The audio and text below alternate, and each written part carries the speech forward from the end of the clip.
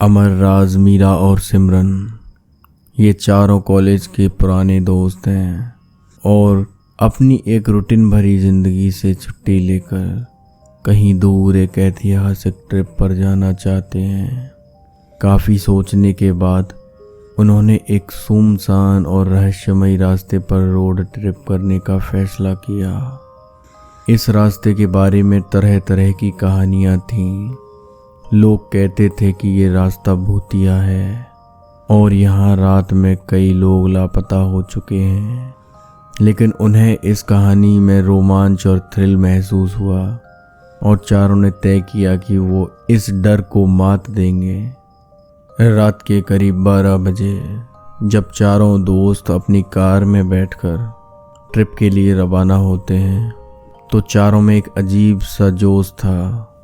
अमर ने driving seat संभाल ली, राज उसके साथ बैठा था और पीछे मीरा और सिमरन हंसते हंसते मस्ती कर रहे थे। धीरे धीरे जब वो सुनसान जंगल की ओर बढ़ने लगे तो माहौल बदलने लगता है। चारों चुप हो गए। एक अजीब सी खामोशी छा गई।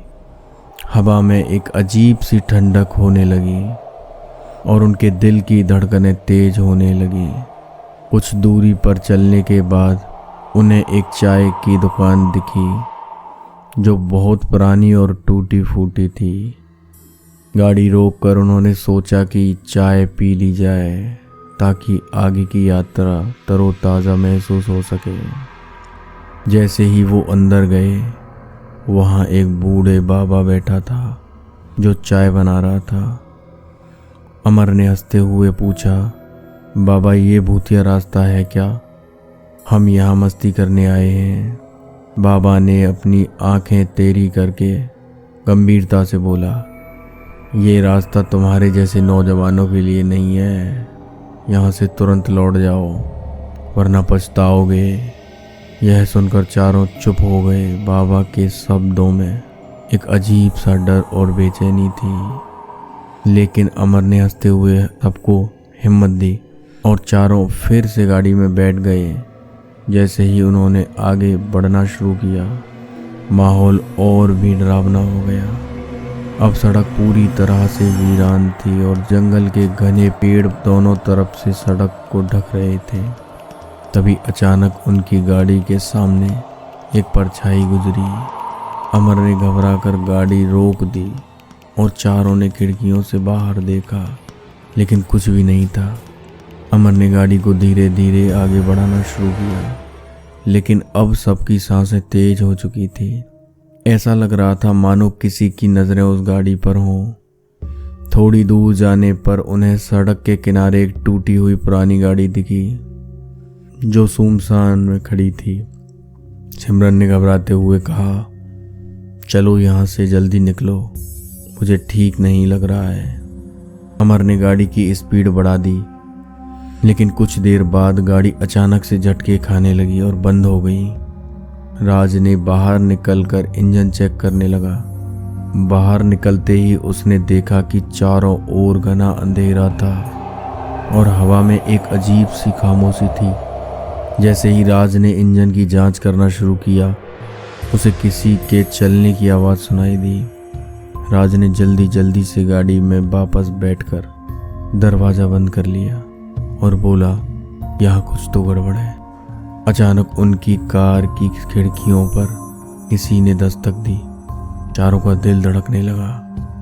अमर ने खिड़की के बाहर देखा, लेकिन वहाँ कोई नहीं था। उनके रोंगटे खड़े हो गए। डर के मारे चारों ने गाड़ी का इंजन चालू करने की कोशिश की, लेकिन गाड़ी चालू नहीं हो रही थी। तब अचानक से उनके आसपास तेज हवा चलने लगी और चारों के कानों में एक अजीब सी आवाज़ गूंजने लगी। अचानक से हवा की आवाज़ और तेज हो गई और ऐसा लगा किसी ने कार को धक्का दिया हो। चारों घबरा कर चिल्ला उठे। अमर ने तेजी से इंजन को फिर से चालू करने की कोशिश की और इस बार गाड़ी अचानक चालू हो गई। बिना देरी किए उन्होंने गाड़ी को आगे बढ़ाई। कुछ मिनटों तक तेजी से गाड़ी चलने के बाद उन्हें लगा जैसे वो उसी जगह आ गए हों जहां से चले थे। उनके चेहरों पर डर की लकीरें और गहरी होने लगी थी। तभी मीरा ने बाहर की ओर इशारा करते हुए कहा, वो देखो, वहाँ कुछ लोग खड़े हैं। अमर ने धीरे धीरे गाड़ी उन अजनबियों की तरफ बढ़ाई, लेकिन जब पास पहुंचे तो कोई भी नहीं था। यह देखकर चारों के होश उड़ गए। सिमरन ने कांपते हुए कहा, हमें यहाँ से तुरंत निकलना चाहिए, यह जगह ठीक नहीं है। अमर ने फिर से गाड़ी को तेजी से भगाना शुरू किया, लेकिन कुछ देर के बाद गाड़ी का टायर अचानक से फट गया। उनके दिलों में खौफ बढ़ गया। तभी अचानक कार की सभी लाइटें खुद ब खुद बंद हो गई और चारों अंधेरे में घिर गए। उन्हें दूर से किसी के हंसने की आवाज़ सुनाई दे रही थी और चारों के रोंगटे खड़े हो गए। अब चारों को लगा जैसे कोई अदृश्य ताकत उन्हें अपनी ओर खींच रही है। वे चाहकर भी वहां से हिल नहीं पा रहे थे। अचानक कार के चारों तरफ एक गहरा धुआं सा गिरने लगा और उस धुएं में कुछ अजीब आकृतियां बनने लगी।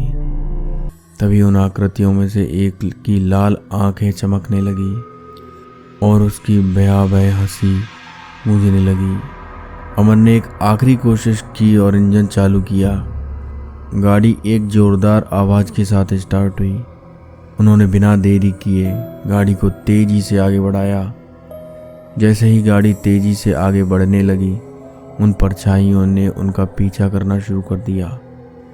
उनकी लाल आंखें और पास आती जा रही थी। मीरा ने पीछे मुड़कर देखा और चीख पड़ी, वे और करीब आ रहे हैं, हमें कुछ करना होगा। जैसे ही वे लोग पूरे जोश से गाड़ी को भगाते हैं, अचानक सड़क का अंत आ गया और सामने एक गहरी खाई थी।